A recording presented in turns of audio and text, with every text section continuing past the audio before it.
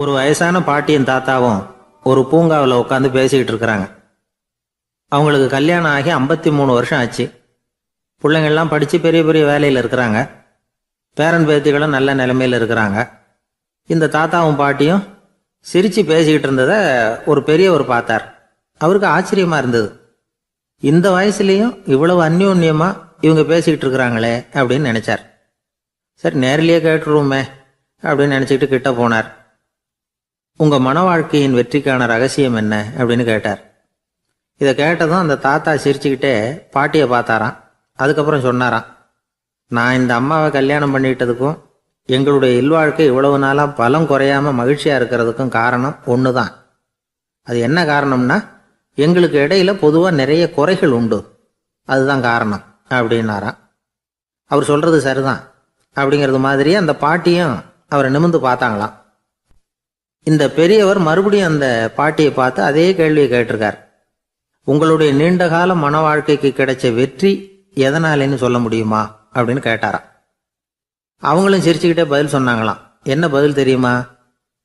சில பேரை நாம் குறிப்பிட்ட பண்புகளுக்காக நேசிக்கிறோம், வேற சிலரை நாம் அந்த பண்புகள் இல்லாத குறைகளுக்காகவே விரும்பி பழகிறோம் இல்லையா அப்படின்னு கேட்டுவிட்டு தலையை குனிஞ்சுக்கிட்டாங்களாம் அந்த பாட்டியம்மா. அவங்க அப்படி சொன்னதை கேட்டதும் இவருக்கு புதுசாக ஞானம் பிறந்தது மாதிரி இருந்துதான். இதுதான் மனம் நிறைந்த மன வாழ்க்கை அப்படிங்கிறார் சுவாமி சின்மயானந்தர். பண்புகளை எப்படி நேசிக்க முடியுதோ அதே மாதிரி பண்புகள் இல்லாத குறைகளையும் நேசிக்க முடியும். மனசு தான் காரணம். ஒரு மேல்நாட்டு தம்பதி, அவங்களும் தாத்தா பாட்டி தான். அவங்க 2 பேரும் ஒரு பூங்காவில் உட்காந்து சிரித்து பேசிக்கிட்டு இருக்கிறாங்க. அதை ஒருத்தர் பார்த்தார். அவருக்கு ஆச்சரியம், இவ்வளவு காலம் ஆகி இந்த வயசுலையும் இப்படி அன்பா பேசிக்கிட்டு இருக்கிறாங்களே அப்படிங்கிற ஆச்சரியம். கிட்ட நெருங்கி போனாரு. கேட்டார், ஏன் தாத்தா, உங்களுக்கு கல்யாணம் ஆகி எவ்வளோ வருஷம் ஆச்சுன்னார். 55 வருஷம் ஆச்சுன்னாராம் அவரு. இன்னமும் இவ்வளவு சந்தோஷமா இருக்கிறீங்களே, அதுக்கு என்ன காரணம்னு கேட்டிருக்கார். அதுக்கு என்ன காரணம்னா, இது வரைக்கும் எங்களுக்குள்ள சண்டையே வந்ததில்லை அப்படின்னாராம். அது எப்படி முடியும்னு கேட்டிருக்கார் இவர் ஆச்சரியமா. அந்த தாத்தா சொல்ல ஆரம்பிச்சாராம், இதை பாருப்பா, எங்களுக்கு கல்யாணம் ஆன புதுசில் நானும் என்னுடைய மனைவியும் ஒரு குதிரை மேலே ஏறி ஒரு காட்டு வழியாக போய்கிட்டு இருந்தோம். கொஞ்சம் தூரம் போனதும் அந்த குதிரை எடக்கு பண்ணிச்சு. நான் உடனே கீழே இறங்கி அந்த குதிரையை பார்த்து, இது உனக்கு முதல் தடவை அப்படின்னு மிரட்டலாக சொல்லிவிட்டு ஏறி உட்காந்தேன். மறுபடியும் போனோம். கொஞ்சம் தூரம் குதிரை நல்லபடியாக நடந்து போச்சு. மறுபடியும் எடக்கு பண்ண ஆரம்பிச்சுட்டுது. நான் கீழே இறங்கினேன். கையில் இருந்த சாட்டையால் ஓங்கி ஒரு அடி கொடுத்தேன். இது உனக்கு 2வது தடவை அப்படின்னு சொல்லிவிட்டு ஏறி உக்காந்தேன். மறுபடியும் குதிரை கொஞ்சம் தூரம் நல்ல விதமாக நடந்து போச்சு. அப்புறமும் எடக்கு பண்ண ஆரம்பிச்சுட்டுது. அந்த சமயத்தில் ஒரு ஆற்று பாலத்தை கடந்து போய்கிட்டு இருக்கிறோம். நான் கீழே இறங்கினேன். என்னுடைய மனைவியையும் கீழே இறங்க சொன்னேன். அந்த குதிரையை பிடிச்சி அப்படியே ஆற்றுல தள்ளி விட்டுட்டேன். தள்ளி விட்டுட்டு, இது உனக்கு கடைசி தடவை அப்படின்னு சொன்னேன். அதை பார்த்ததும் என் மனைவி பதறி போயிட்டாங்க. போய், ஐயோ பாவம், என்ன இப்படி பண்ணிவிட்டீங்க, உங்களுக்கு மனசில் கொஞ்சம் கூட இறக்கமே இல்லையா அப்படின்னாங்க. நான் மெதுவாக இவங்க பக்கம் திரும்பி, இது உனக்கு முதல் தடவை அப்படின்னேன். அவ்வளவுதான், அன்னையிலேருந்து இன்னைய வரைக்கும் ஒரு நாள் கூட எங்களுக்குள்ள சண்டையே வந்ததில்லை அப்படின்னு விளக்கம் கொடுத்தார் அந்த தாத்தா. இந்த உலகத்தில் நாம் நல்லபடியாக இருக்கணும்னா அதுக்கு முக்கியமாக தேவைப்படுறது 2. ஒன்று செல்வம், இன்னொன்று அறிவு. சரி, இது 2ல் சிறந்தது எது அப்படின்னு ஒரு கேள்வி கேட்டால் என்ன பதில் சொல்கிறது? இதே கேள்வியை ஹஸ்ரத் அலி அவர்கள்கிட்ட கேட்டாங்களாம். அவர் ஒரு பெரிய அறிஞர். கேள்வி கேட்டவங்களும் சாதாரண ஆட்கள் இல்லை, இவங்களும் அறிஞர்கள். ஒரு நாள் ஹஸ்ரத் அலி அவர்கள்கிட்ட 10 அறிஞர்கள் வந்தாங்களாம். ஐயா, நாங்கள் 10 பேரும் உங்ககிட்ட ஒரே கேள்வியை தான் கேட்க வந்திருக்கிறோம், ஆனால் எங்கள் 10 பேருக்கும் நீங்கள் தனித்தனியாக பதில் சொல்ல முடியுமா அப்படின்னு கேட்டிருக்காங்க. அதாவது அவங்க ஒரே கேள்விக்கு இவர்கிட்ட இருந்து 10 விதமான பதில் எதிர்பார்க்குறாங்க. சரி, கேளுங்க, என்ன கேள்வி அப்படின்னார் அவர். அப்போ தான் அவங்க கேட்டாங்களாம், செல்வம், அறிவு, இது 2ல் சிறந்தது எது? இதுதான் கேள்வி. ஹஸ்ரத் அலி என்ன பண்ணார் தெரியுமா? அவங்கள ஒவ்வொருத்தராக கூப்பிட்டார். ஒவ்வொரு விதமான பதிலை சொல்லி அனுப்புனார். முதல்ல ஒருத்தரை கூப்பிட்டார். சொன்னார், அறிவுங்கிறது தீர்க்கதரிசிகள், ஞானிகள், மகான்கள் இவங்களோட பரம்பரை சொத்து. ஆனால் செல்வம்ங்கிறது கொடுங்கோலரின் ஆயுதம். அதனால் அறிவு தான் சிறந்தது அப்படின்னார். ரெண்டாவது ஆளை கூப்பிட்டார். உங்ககிட்ட செல்வம் இருந்தால் நீங்கள் தான் அதை காப்பாற்றணும், ஆனால் அறிவு உங்களை எப்பவும் காப்பாற்றும், ஆகவே அறிவு தான் சிறந்தது அப்படின்னார். மூணாவது ஆளை கூப்பிட்டார்.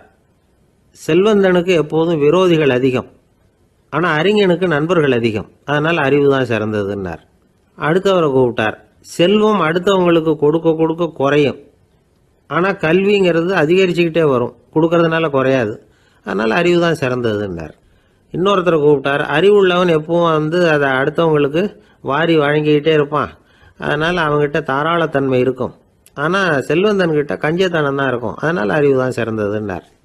ஆறாவது நபரை கூப்பிட்டார். செல்வத்தை கள்வர்கள் திருடிட்டு போக முடியும், ஆனால் அறிவை அப்படி திருடிட்டு போக முடியாது அப்படின்னார்.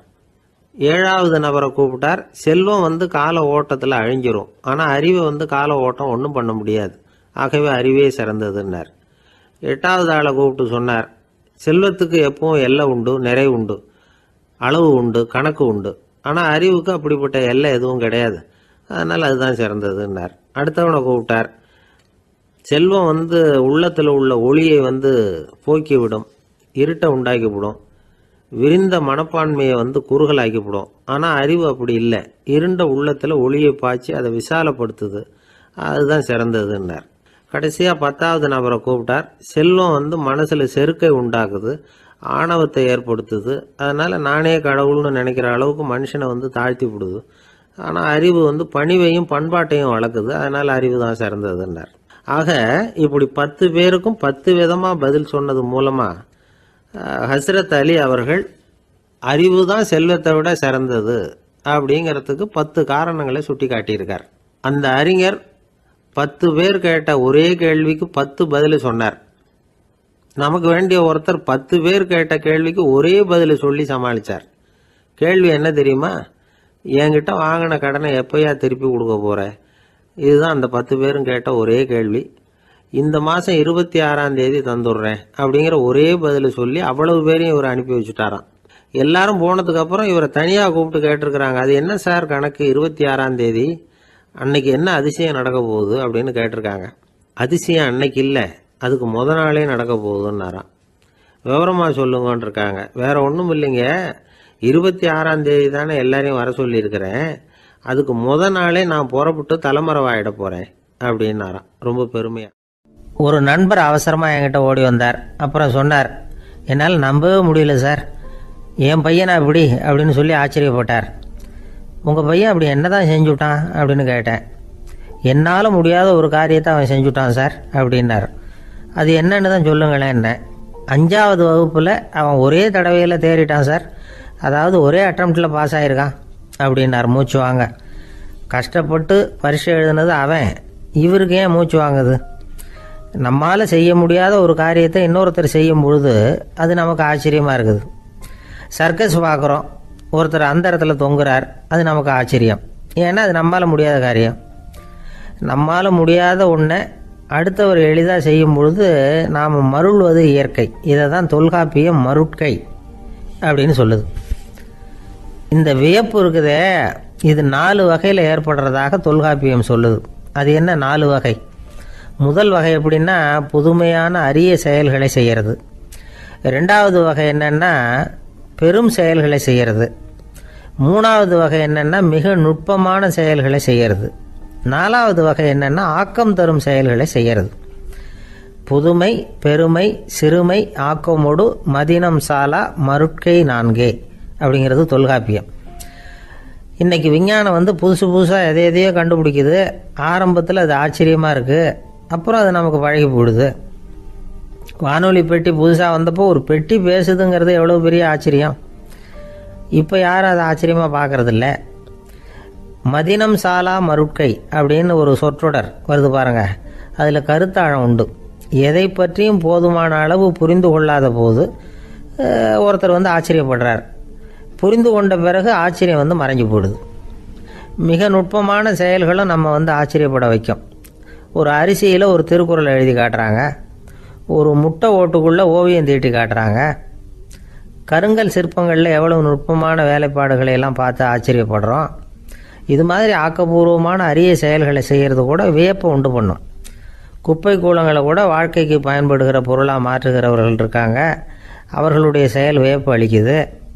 இடைக்காட்டு சித்தர் பாடின மூவடி 30ங்கிற நூலில் வர்ற ஒரு பாடல், ஆற்றல் பிறர் அறிதலின் அகம் கிளர்வு உறுதலின் கற்று அறி பாணர் கழுமிய கோடலின் தோற்றம் உருகவே போற்றல் சால் வியப்பே. ஒருத்தருடைய ஆற்றல் தெரியாமல் இருந்தது, அவருடைய அரிய செயலை பார்க்கும் பொழுது வியப்பாக இருந்தது, மனசுக்குள்ள கிளர்ச்சி. பாவலர்கள் இவர்களுடைய புகழை பாடி மற்றவர்களும் தெரிந்து கொள்ளுமாறு செய்கிறார்கள். அப்படிங்கிறது தான் ஒரு யதார்த்தமான உண்மை. ஆக எல்லா வகையிலும் மக்கள் தங்களுடைய வாழ்க்கையில் முன்னேறுவதற்கான வழிகாட்டுகிற ஒரு மெய்ப்பாடு தான் வியப்புங்கிறது. இந்த காலத்தில் நம்ம எப்படியெல்லாம் ஆச்சரியப்பட வைக்கிறாங்க. ஒரு ஆளை பிடிச்சி ஜெயிலில் கொண்டு வந்தாங்க. ஜெயில் அதிகாரி அவனை ரொம்ப ஆச்சரியமாக பார்த்தாரான். இவன் கேட்டான், ஏன் சார் அப்படி பார்க்குறீங்க, நான் இப்போ இங்கே வர்றது உங்களுக்கு ஆச்சரியமாக இருக்குதா அப்படின்னு கேட்டிருக்கான். இதுக்கு ஜெயில் அதிகாரி சொல்லியிருக்கார், நீ இப்போ இங்கே வந்ததில் எனக்கு ஒன்றும் ஆச்சரியம் இல்லைப்பா, ஏற்கனவே நீ இங்கேருந்து விடுதலையாகி போய் 6 மாதம் ஆச்சு, இவ்வளவு லேட்டாக வர்றியே அதுதான் எனக்கு ஆச்சரியமாக இருக்குது அப்படின்னாராம். தானத்தில் சிறந்தது எது அப்படின்னு ஒரு கேள்வியை கேட்டு, தானத்தில் சிறந்தது நிதானம் அப்படின்னு அதுக்கு ஒரு பதிலும் சொல்கிறவங்க உண்டு. நிதானம் ரொம்ப அவசியம், அதுவும் இன்றைய உலகத்துக்கு ரொம்ப அவசியம். இன்னைக்கு உலகம் ரொம்ப பரபரப்பாக போய்கிட்டு இருக்குது. பொறுமையாக இருக்கணும்னு நினைக்கிறவங்களால கூட அப்படி இருக்க முடியறதில்ல. பொறுமையை சோதிக்கிறது மாதிரி பல சம்பவங்கள், அதையெல்லாம் சந்திச்சே தீர வேண்டியிருக்குது. எங்கே போனாலும் கியூவில் நிற்க வேண்டியிருக்குது, எங்கே போனாலும் காத்துக்கிட்டு இருக்க வேண்டியிருக்கு. ஆஃபீஸ்லேயோ வீட்லேயோ கூட நீங்கள் நிதானமாக பொறுமையாக நடந்துக்க தெரியலன்னா உங்களுக்கு சிடுமூஞ்சி, முசுடு இப்படிலாம் பேர் வச்சுருவாங்க. அது உங்களுக்கு தேவையா? சரி, வாழ்க்கையில் பொறுமைசாலின்னு பேர் வாங்கிறதுக்கு என்ன வழி? முதல் பாயிண்ட், நீங்கள் நினைக்கிறது, எதிர்பார்க்கறது, செய்யறது எல்லாமே 100% கரெக்டாக நடக்கணும்னு ஆசைப்படக்கூடாது. எதுவாக இருந்தாலும் அதில் ஓரளவுக்கு தவறு நடக்கலாம் அப்படிங்கிறத எதிர்பார்த்தே இருக்கணும். ஓரளவுக்கு அதை அனுமதிக்கணும். ஒரு நண்பரை 6 மணிக்கு ஒரு இடத்துக்கு வர சொல்லியிருக்கிறீங்க, 6 மணிக்கு அவர் வரலை, உடனே பொறுமை இழந்து நடந்துக்கக்கூடாது. ஒரு 10 நிமிஷம் டிலே ஆகலாம். ஒரு வர்ற வழியில் பஸ்ஸு கூட ஏதாவது டிராஃபிக்கில் மாட்டியிருக்கலாம். அதெல்லாம் எதிர்பார்த்தே கொஞ்சம் காத்திருக்கிறதுல ஒன்றும் தப்பு இல்லை. சில சமயம் டிலே ஆகிறது கூட நல்லதாக முடியும். ஒரு பஸ்ஸை தவற விட்டுட்டு, ஐயோ கொஞ்சம் ஒரு 2 நிமிஷம் முன்னாடி வந்திருந்தா பிடிச்சிருக்கலாமே அப்படின்னு தவிச்சிக்கிட்டு இருப்பாங்க சில பேர். அடுத்தபடியாக வர்ற பஸ்ஸு நேரடியாக நீங்கள் போக வேண்டிய இடத்துக்கே கொண்டு போய் விடுற பஸ்ஸாக கூட இருக்கலாம். அது உங்களுக்கு முன்னாடி தெரியாதுல்ல. சில நெருக்கடியான சூழ்நிலைகளை தமாஷா எடுத்துக்கிறதுக்கு பழகிக்கணும். சில இடங்களுக்கு போகிறப்ப காத்திருக்கிறதுக்கு நம்ம மனசை தயார்படுத்திக்கிட்டே போகணும். ஒரு ரயிலுக்கோ பஸ்ஸுக்கோ அல்லது விமானத்துக்கோ கப்பல் பிரயாணத்துக்கோ போகிறப்போ அங்கே போய் நீங்கள் மணிக்கணக்கில் கூட காத்துக்கிட்டு தான் இருக்கணும். புறப்படுற நேரம் கூட மாறலாம். நீங்கள் போய் சேர்ந்ததும் அது உடனே புறப்படணும்னு கட்டாயமாக என்ன? அது மாதிரி சமயத்தில் படிக்கிறதுக்குன்னு சில சுவாரஸ்யமான புத்தகங்களையும் கையில் எடுத்துக்கலாம். உங்களை சுற்றி எவ்வளவோ சுவாரஸ்யமான சம்பவங்கள் நடந்துக்கிட்டு இருக்குதுல்ல, அதையெல்லாம் வேடிக்கை பாருங்கள். எதுக்காக காத்துக்கிட்டு இருக்கிறோமோ அந்த காரியத்தில் உண்மையாகவே நமக்கு ஒரு அக்கறை இருந்தால் நமக்கு போர் அடிக்காது. சில கோயில்களில் பார்த்துருப்பீங்க, தரிசனத்துக்காக பக்தர்கள் நாள் கணக்கில் காத்துக்கிட்டு இருப்பாங்க. அவங்களெலாம் அழுத்துக்கிறது இல்லை. ஆண்டவனை தரிசிக்கணுங்கிற உண்மையான அக்கறை இருக்கிறதுனால அவங்களுக்கு போர் அடிக்கிறது இல்லை. ஆனால் சில சினிமா தியேட்டரில் கூட பார்க்கலாமே, சினிமா கியூ கூட அப்படி தான். சாயந்தரம் 6 மணி ஆட்டத்துக்கு காலம்பரம் 6 மணிக்கே போய் கூட காத்துக்கிட்டு இருப்பாங்க. அவங்களுக்கெல்லாம் போர் அடிக்காது, படம் பார்க்குற ஆர்வம். இன்னொரு முக்கியமான விஷயத்தை நாம் பழக்கப்படுத்திக்கணும். லிவ் ஃபார் தி மூமெண்ட் அப்படிங்கிறாங்க நிபுணர்கள். ரொம்ப பேர் எப்படின்னா அடுத்தபடியாக நடக்க போகிற விஷயத்திலேயே கவனமாக இருப்பாங்க. அந்த நினைப்புலேயே இந்த நிமிஷத்தை பொறுமை இல்லாமல் கழிப்பாங்க. ஒருத்தர் இருக்கார், அவர் எப்படின்னா ஆஃபீஸ் முடியறதுக்குள்ளேயே சார் 5 மணிக்கெல்லாம் ரெடியாக இருங்க, நாம் அந்த ஹோட்டலில் போய் டிஃபன் சாப்பிட்ணும் அப்படின்னு 4 மணிலேருந்து சொல்லிகிட்டு இருப்பார். 4:55 பரபரப்பாக ஓடி வருவார். 2 பேரும் புறப்படுவோம், ஹோட்டலுக்கு போவோம், சாப்பிட்டுக்கிட்டு இருப்போம். அப்படி சாப்பிட்டுட்டு இருக்கிறப்ப சார் சாப்பிட்டு முடித்ததும் நேராக ஒரு ஜவுளி கடைக்கு போகிறோம் அப்படிம்பார். பரபரக்க சாப்பிட்டு முடிப்பார், புறப்படுவார். ஜவுளி கடையில் அவசரமாக சீக்கிரம் பில் போடுங்க சார், சினிமாவுக்கு நேரம் ஆகிடும்பார். சினிமா தியேட்டரில் உட்காந்து அடுத்தபடியாக எங்கே டின்னர் சாப்பிட்றதுன்னு யோசனை பண்ணிகிட்டு இருப்பார். ராத்திரி படுக்கையில் விழுந்ததுக்கு அப்புறமும் நாளைக்கு காலையில் எழுந்திரிச்சதும் அதை பண்ணணும் இதை பண்ணணும்னு திட்டம் போட்டுக்கிட்டே இருப்பார். அதாவது எப்பவும் அடுத்த நிமிஷம், அடுத்த நாள், அடுத்த வாரம், அடுத்த வருஷம், இதுதான் அவங்க சிந்தனை. இந்த நிமிஷம் என்ஜாய்மெண்ட்டை அவங்க இழந்துடுறாங்களாம். அதனால தான் வாழ்நாள் பூரா பொறுமையின்மை, அவஸ்தை, அல்லல். அதனால் நாம் எல்லாரும் வாழ்க்கையில் நிதானமாக இருக்கிறதுக்கு கற்றுக்கணுமா. அதுக்காக இந்த நிதானத்துக்கு வேறு விதமான அர்த்தம் பண்ணிக்கக்கூடாது. ஒருத்தர் அப்படித்தான் ஒரு தடவை அவருடைய குதிரை காணாமல் போயிட்டு தான். அதுக்காக அவர் கவலைப்படலை, நிம்மதியாக இருந்தார், சந்தோஷமாக இருந்தார். என்ன சார் இது, உங்கள் குதிரை திருட்டு போயிட்டுதுங்கிறீங்க, நீங்கள் கவலைப்படாமல் இருக்கிறீங்களே அப்படின்னு கேட்டாங்களாம். அதுக்கு அவர் சொல்லியிருக்கார், நல்ல வேளை சார், கட்டியிருந்த குதிரை காணாமல் போயிருக்குது. நான் அது மேலே உட்காந்துருக்கிற சமயம் அது காணாமல் போயிருந்ததுன்னா, திருட்டு போயிருந்ததுன்னா நானும் சேர்ந்தில் காணாமல் போயிருப்பேன் அப்படின்னாராம். எவ்வளவு நிதானமான ஆள் பாருங்கள். ஒரு மாணவனை பார்த்தேன், என்ன தம்பி படிப்புலாம் எப்படி இருக்குது அப்படின்னு விசாரித்தேன். அவன் ரொம்ப அழுத்துக்கிட்டான். நான் நல்லா தான் சார் படிக்கிறேன், இருந்தாலும் புத்தியில் சரியாக ஏற மாட்டேங்குது சார் அப்படின்னா. சரி, இவனும் நம்ம ரகம்தான் அப்படின்னு சொல்லி முடிவு பண்ணிக்கிட்டோம். கல்வி கற்கக்கூடிய ஒரு மாணவன் சம்பந்தப்படுற புத்திகள் பல வகை. அதை பற்றி ஒரு பெரியவர் விளக்கி இருக்கிறார். மிருத்து புத்தின்னு ஒன்று இருக்குதான். மிருத்துன்னா மண்ணால் செவுறு கட்டுறோம்ல, மண் சுவரில் ஆணி அடிக்கிறதும் சுலபம், அதை பிடுங்கி எடுக்கிறதும் சுலபம்.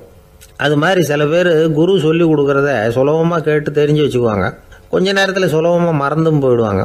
இது மிருத்து புத்தின்னு பேர், மண் புத்தி. தாரு புத்தின்னு ஒன்று உண்டான். தாருன்னா மரம். அதில் பச்சை மரத்தில் ஆணி அடிக்கிறது சுலபம், ஆனால் அதை எடுக்கிறது கஷ்டம். அது மாதிரி ஆசிரியர்கிட்டேருந்து கேட்டதை கவனமாக மனசில் பதிய வச்சுக்கிட்டு அதை மறக்காமல் இருக்கிறது தாரு புத்தி. பட்டை மரமாக இருந்தால் அதில் ஆணி அடிக்கிறதும் கஷ்டம், அடிக்கிற ஆணியும் சீக்கிரம் நழுவிடும். அது மாதிரி கேட்குற விஷயம் மனசில் பதியறதும் கஷ்டம். அப்படியே பதிஞ்சாலும் அது நீடிச்சு இருக்கிறதும் கஷ்டம், கொஞ்ச காலத்தில் மறந்துடும். இன்னொரு வகை புத்தி ஒன்று உண்டு, அதுக்கு பேர் சிலா புத்தின்னு பேர். சிலான்னா கல். ஒரு கருங்கல்லில் 4 துளையை போட்டு ஒரு துளையில் உளியை வச்சு அடித்தா மற்ற துளை வழியாகவும் பிளந்து கல் 2 ஆகிடும். அது மாதிரி சந்தியான இடங்களில் குறிப்பாக ஒரு பொருளை சொன்னால் அதை வச்சுக்கிட்டு மற்றதையும் தெரிஞ்சுக்கிறது, அது சிலா புத்தின்னு பேர்.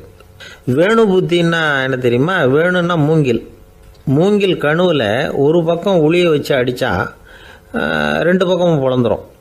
அது மாதிரி ஒரு செய்தியை கேட்டுக்கிட்டு இருக்கிறப்பவே அதோட முன்பின் தொடர்களையும் தெரிஞ்சுக்கணும், அது வேணு புத்தி. தைல புத்தின்னு ஒன்று உண்டு. தைலம்ங்கிறது எண்ணெய். தண்ணியில் ஒரு துளி எண்ணெயை விட்டால் அது தண்ணி பூரா பரவி போடுதில்ல, அது இப்படி பரவுறது மாதிரி ஆசிரியர் சுருக்கமாக ஒரு கருத்தை சொன்னால் அதை வச்சுக்கிட்டு பூரா விஷயங்களையும் தெரிஞ்சுக்கணும், அது தைல புத்தி. கற்பூர புத்தின்னு ஒன்று கேள்விப்பட்டிருக்கோம். அது எப்படின்னா, கற்பூரம் தீ பட்ட உடனே பிடிச்சிக்கும். ஆசிரியர் சொன்ன உடனே நுண்ணறிவோட பாடங்களை புரிஞ்சுக்கிறது இந்த வகை புத்தி. கரி புத்தின்னு ஒன்று. அது எப்படின்னா, கரியில் நெருப்பை வச்சு விசிறிய பிறகு அதுக்கப்புறம் அது கறி நெருப்பாகும். அது மாதிரி காலம்பரை சாயந்தர வேலைகளில் ஆசிரியர் பாடம் சொல்லி கொடுப்பார், அதை கொண்டு புரிஞ்சுக்கிறது இந்த வகை. கதலித்தண்டு புத்தின்னு ஒன்று சொல்லுவாங்க. கதலிங்கிறது வாழை மரம். வாழைத்தண்டில் தீ வைக்கிறது எவ்வளவு சிரமமோ அவ்வளவு சிரமத்தோடு கல்வி கற்கிறது கதலித்தண்டு புத்தி. இதை தவிர இன்னும் சில வகையான மாணவர்களை கூட அடையாளம் காட்டுறாங்க. ஆசிரியர் சொன்னதில் நல்லதை மட்டும் எடுத்துக்கிறவன் அன்னம். ஆசிரியர் கிடைச்ச இடத்துல பாடத்தை கேட்டுக்கிட்டு பிறகு தனியாக உட்காந்து சிந்திக்கிறவன் பசுமாடு அப்படி தானே, புல் கண்ட இடத்துல மேயும், அதுக்கப்புறம் நிதானமாக அசை போட்டுக்கும். ஆசிரியர் சொன்னதை தவிர வேறு எதையும் சொல்ல முடியாதவன் கிளி. பல இடங்களில் பாடங்கள் கேட்டு கடைசியில் ஒன்றும் புரியாமல் போகிறவன் ஆடு ஒரு செடியில் வயிறார மேயாது, ஒரே செடியில் இக்கரைக்கு அக்கறை பச்சைன்னா அங்கேயும் இங்கேயும் அலைஞ்சிக்கிட்டே இருக்கும். சில பேருக்கு எருமைன்னு பேர். எருமை எப்படின்னா குளத்து நீரை கலக்கி தான் குடிக்கும். அது மாதிரி ஆசிரியர் மனசை நோக செய்து பயில்கிற மாணவர்கள்லாம் இந்த ரகம். இவ்வளவுலாம் இருந்தாலும் இந்த காலத்து மாணவர்கள்லாம் ஒரு தனி ரகம். ஒரு ஆசிரியர் வகுப்பில் பாடம் நடத்திக்கிட்டு இருந்தார். இலக்கண வகுப்பு. இறந்த காலம், நிகழ்காலம், எதிர்காலம், past tense, present tense, future tense, இதை பற்றிலாம் பாடம் நடத்துகிறார். எல்லாம் சொல்லி கொடுத்துட்டு இப்போ நான் ஒரு வாக்கியம் சொல்லுவேன், அது என்ன காலம் அப்படிங்கிறத நீங்கள் சொல்லணும்னார் ஆசிரியர். சரின்னாங்க மாணவர்கள்லாம். நான் நாளைக்கும் பாடம் நடத்தப் போகிறேன், இது என்ன காலம் அப்படின்னு கேட்டார் ஆசிரியர். அதாவது நான் நாளைக்கும் பாடம் நடத்தப் போகிறேன், இந்த வாக்கியம் என்ன காலம்னு கேட்டார். ஒரு பையன் மெதுவாக எழுந்திரிச்சு சொன்னான், இது எங்கே போதாத காலம் சார் அப்படின்னு சொல்லிவிட்டு உட்காந்துட்டானா. காசி மாநகரத்தை பிரம்மதத்தன் அப்படிங்கிற ராஜா ஆட்சி பண்ணிட்டு வந்தார். அவர் ஒவ்வொரு வருஷமும் ஒரு திருவிழா நடத்துறது வழக்கம். எல்லா தேசத்திலிருந்தும் எல்லா வகையான ஜனங்களும் அதில் வந்து கலந்துக்குவாங்க. ஒரு சமயம் அது மாதிரி விழா நடந்துக்கிட்டு இருந்தது. வைகுண்டத்திலிருந்து தேவலோகத்திலிருந்து நிறைய தேவகுமாரர்கள்லாம் காசி நகருக்கு அப்போது வந்திருந்தாங்க. அதில் முக்கியமாக ஒரு 4 தேவகுமாரர்கள், அந்த 4 பேரையும் சுற்றி ஏகப்பட்ட கூட்டம். அப்படி என்ன விசேஷம் அவங்கக்கிட்ட அப்படின்னா, மற்றவங்களை விட அவங்க முகம் அழகாக இருந்ததா அப்படி பார்த்தா அப்படியும் இல்லை. அவங்க அணிஞ்சிருந்த மலர் மாலைகள் தான் அதுக்கு காரணமாக. அந்த மலர்கள்லேருந்து அப்படி ஒரு அபூர்வமான நறுமணம். இதுக்கு முன்னாடி இப்படி ஒரு நறுமணத்தை அந்த ஊர் ஜனங்க அனுபவிச்சதே இல்லை. அதுதான் அந்த 4 பேரையும் சுற்றி கூட்டம். எல்லாரும் கேள்வி கேட்க ஆரம்பித்தாங்க. உடனே அந்த 4 தேவகுமாரர்களும் எல்லாருக்கும் தெரியும்படியாக வானத்தில் எழும்பி கொஞ்சம் உயரமாக நின்றுக்கிட்டாங்க. கீழே நின்றுக்கிட்டு இருந்த அரசன்லேருந்து ஆண்டி வரைக்கும் ஒருத்தர் பாக்கி இல்லாமல் ஒரே குரலில் எல்லாரும் அவங்கள பார்த்து, எங்களுக்கும் இது மாதிரி மாலையை போட்டுக்கணும்னு ஆசையாக இருக்குது, அதுக்கு நீங்கள் தான் அருள் பண்ணணும் அப்படின்னு கேட்டுக்கிட்டாங்க. மாலை போட்டுக்கிறதுனா எல்லாருக்கும் ஆசையாக தானே இருக்கும். அந்த 4 தேவகுமாரர்களில் ஒருத்தர் புத்தர் பிரான். அவர் சொன்னார், பூலோகவாசிகளே, நான் சொல்கிறத கொஞ்சம் பொறுமையாக கேளுங்க. கக்காரு அப்படிங்கிற கற்பக விருட்சத்தின் மலர்களால் தொடுக்கப்பட்டது இந்த மாலை. இதுக்கு நிறைய சக்தி உண்டு. எந்த காலமும் இது வாடாது, வாசனையும் குறையாது. ஆனால் இதை அணிந்து கொள்றதுக்கு சில தகுதிகள் தேவை அப்படின்னார். என்ன தகுதி அது சொல்லுங்களேன் அப்படின்னு ஏக காலத்தில் எல்லாரும் சத்தம் போட்டாங்க. தீய இயல்புகள் உள்ளவங்க, இழிந்த சிந்தனை, இழிந்த செயல் உள்ளவங்க இந்த மாலையை அணிய முடியாது அப்படின்னார். அவ்வளோதான். கூட்டத்தில் சத்தம் போட்டவங்கள்லாம் மெதுவாக அப்படி அடங்க ஆரம்பிச்சிட்டாங்க.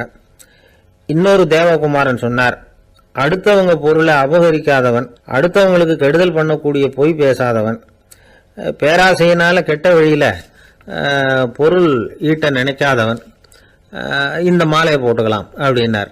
கூட்டத்திலிருந்து யாரும் முன்னுக்கு வரல. ஒரே ஒரு ராஜகுரு மட்டும் கொஞ்சம் முன்னாடி வந்தார். பெரியவர், படித்தவர். அவர், எனக்கு தகுதி இருக்குது அந்த மாலையை போட்டுக்கிறதுக்கு அப்படின்னார். வேற ஒன்றும் இல்லை, பொய் சொல்லியாவது அந்த மாலையை வாங்கிக்குவோமே அப்படின்னு முடிவு பண்ணிட்டார் அவர். அவ்வளோதான், மாலையை வாங்கிட்டார். அடுத்த தேவகுமாரன் பேசினார். யாருக்கு திடமான அறிவும் மனமும் இருக்குதோ, யாருக்கு நல்ல காரியங்களில் அசையாத ஈடுபாடு இருக்குதோ, நல்ல அரிய பொருள்களை தனியாக தான் மட்டும் அனுபவிக்க விரும்பாதவர் யாரோ அவர் முன்னாடி வந்து இந்த மாலையை வாங்கிக்கலாம் அப்படின்னார். அந்த தகுதியும் எனக்கு இருக்குன்னார் ராஜகுரு. மாலையை வாங்கி போட்டுக்கிட்டார். இன்னொரு ராஜகுமாரன் பேச ஆரம்பித்தார். அறநெறியில் செல்வம் சேர்க்கணும், ஆடம்பர பொருள்களுக்கு அடிமையாகக்கூடாது, வெற்றி அடைஞ்சாலும் கர்வம் வரக்கூடாது, அப்படிப்பட்டவங்க இந்த மாலையை போட்டுக்கலாம்னார். துணிஞ்சு பொய் சொல்லி அதையும் வாங்கி கழுத்தில் போட்டுக்கிட்டார் இந்த ராஜகுரு. இன்னொரு ராஜகுமாரன் சொன்னார், சான்றோர்களை நிந்திக்காதவங்க, புறம் பேசாதவங்க இந்த மாலையை போட்டுக்கலாம்னார். அதையும் வாங்கி போட்டுக்கிட்டார். திருவிழா முடிஞ்சுது, எல்லாரும் திரும்பி போயிட்டாங்க. மறுநாள் ராஜகுரு 4 மாலைகளையும் போட்டுக்கிட்டு ராஜசபைக்கு வரார்.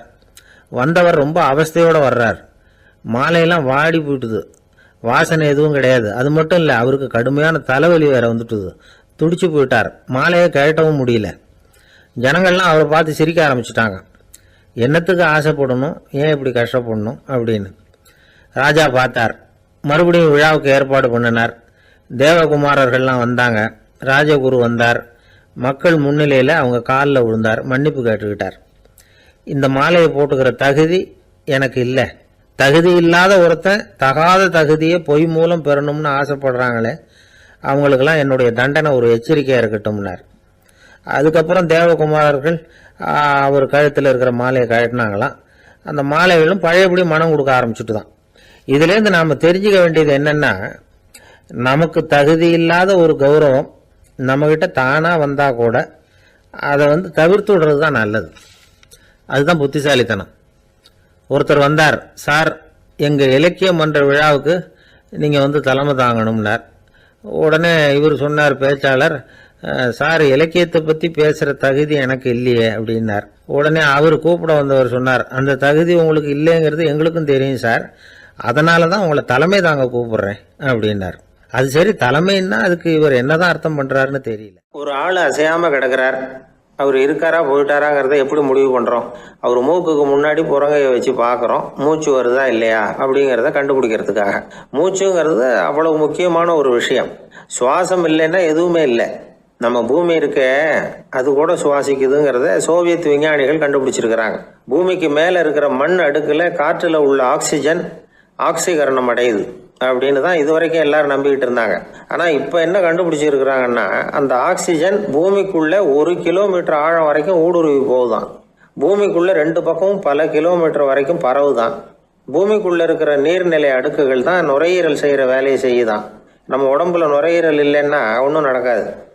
ஒரு மரத்தை தலைகீழாக தொங்க போட்டால் எப்படி இருக்கும் அப்படி யோசிச்சு பாருங்க. அப்படி தான் இதுவும் நுரையீரலும் அப்படி தான் இருக்கும்.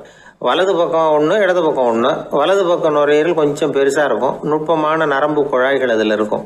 கோடிக்கணக்கான நுண்ணிய குழாய்களை வச்சுக்கிட்டு தான் அது வேலை செய்யுது. 25 கோடி குழாய்கள் இருக்கும். அதை அப்படியே முழுசாக பிரித்து பரப்புனா ஒரு டென்னிஸ் கோர்ட்டில் பாதி பரப்பளவு இருக்குமா. நுரையீரல் நிறம் கருஞ்சிவப்பு தான். புகை அதிகமாக உள்ளே போச்சுன்னா அது கருப்பாயிடுது. காற்றுல உள்ள பிராணவாயுவை இது இழுத்து எடுத்துக்கிட்டு ரத்தத்தை சுத்தப்படுத்துகிற முக்கியமான வேலையை இது செய்யுது. அசுத்த காற்றை வெளியில் அனுப்பி வச்சுருது. ஒருத்தர் வேகமாக ஓடி வர்றார், அவருக்கு மூச்சு இறைக்கும். பயங்கரமாக எதையாவது பார்த்து விடுறார், உடனே மூர்ச்சி ஆகிடுவார். இது மாதிரி சமயங்களில் வேற எந்த தூண்டுதலும் இல்லாமல் நுரையீரல் தானாகவே இயங்கும். இப்படி ஒரு அவசியம் ஏற்படுறப்போ இயக்கத்தை தூண்டி விடுற முக்கியமான இணைப்பு மூளைக்கு கீழே முதுகு எலும்புக்கு மேற்பகுதியில் இருக்குது. அது உடனே சுவாசத்துக்கு அவசர உதவியை கொடுக்குது. இப்போ ஒருத்தர் பேசாமல் உட்காந்துருக்கார். இந்த சமயத்தில் அவருக்கு 1 பங்கு காற்று தேவைப்படுதுன்னு வச்சுக்கோங்க. அவர் எழுந்திரிச்சு நடக்கும் பொழுது 1.5 மடங்கு தேவைப்படும்.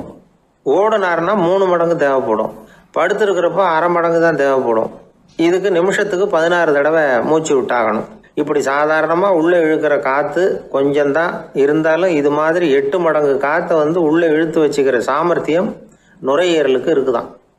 தண்ணி, நுண்கிருமிகள், ரசாயன பொருள் இப்படி எது உள்ளே போனாலும் நுரையீரல் சமாளிச்சுக்கும்.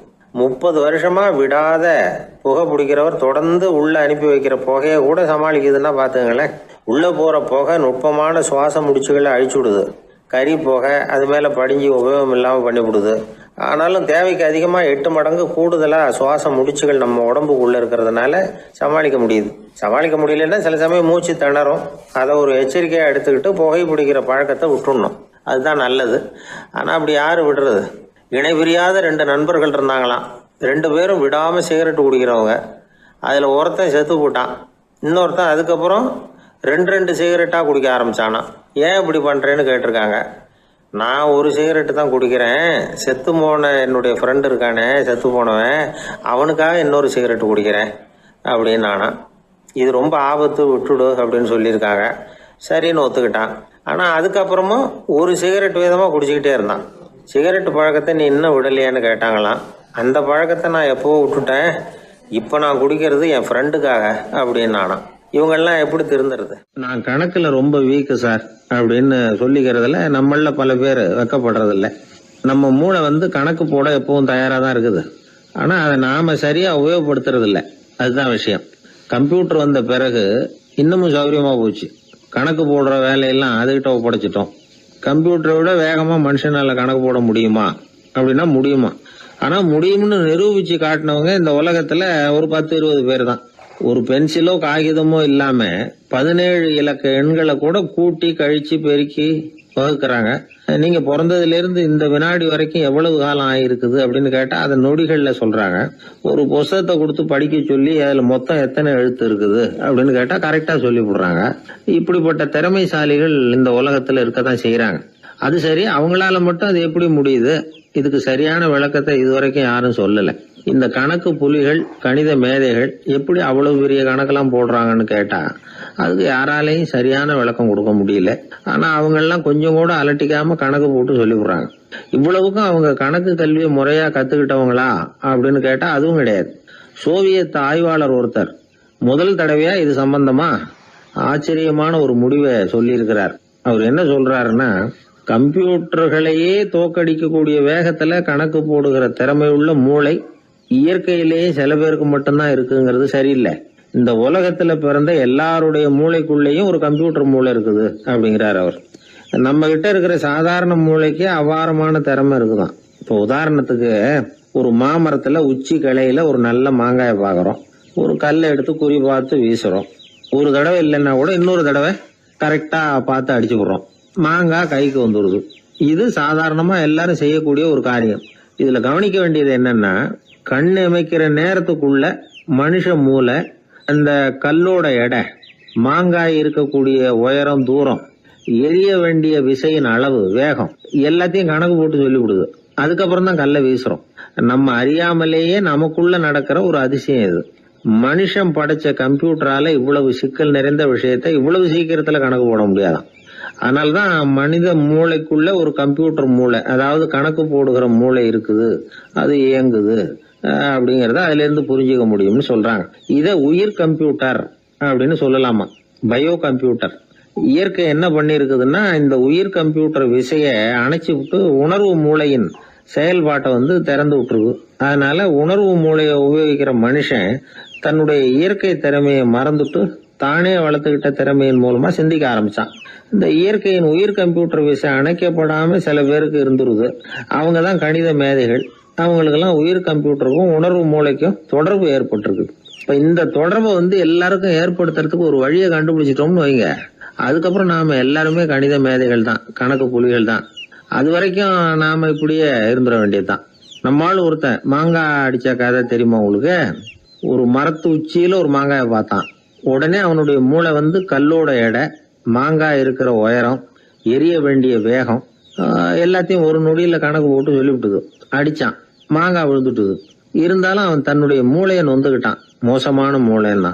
ஏண்டான்னு கேட்டோம். என்னுடைய மூளை எல்லாத்தையும் சரியா கணக்கு போட்டு சொல்லிவிட்டுது, இருந்தாலும் ஒரு விஷயத்த என்கிட்ட சொல்லாம விட்டுட்டுது அப்படின்னா. என்னத்தேன்னு கேட்டோம். அந்த தோட்டத்துக்கு சொந்தக்காரன் என் பின்னாடி 10 அடி தூரத்துலதான் நின்றுட்டு இருக்கிறாங்கிறத எனக்கு கணக்கு போட்டு அது சொல்லாம விட்டுட்டுது அப்படின்னா. முதுவை தடவிட்டேன். அப்பா, மின்சார பல்பு ஃபீஸா போயிட்டுது, வேற ஒண்ணு வாங்கி மாட்டணும் அப்படின்னா பையன். சரி போய் புதுசா ஒண்ணு வாங்கிட்டு வாடா அப்படின்னு காசு கொடுத்தாரு அப்பா. இவன் ஓடி போய் வாங்கிட்டு வந்தான். அப்பா கிட்ட கொடுத்தான். அவரு மாட்டினார். அதுக்கப்புறம் அவரை பார்த்து ஒரு கேள்வி கேட்டான். ஏன்பா, இந்த பல்பு ஏன் உடைய மாட்டேங்குது அப்படின்னா. இது என்னடா கேள்வி, நாம கீழே போடல அதனால உடையலன்னார். அப்பாவோட புத்திசாலித்தனம் அவ்வளவுதான்.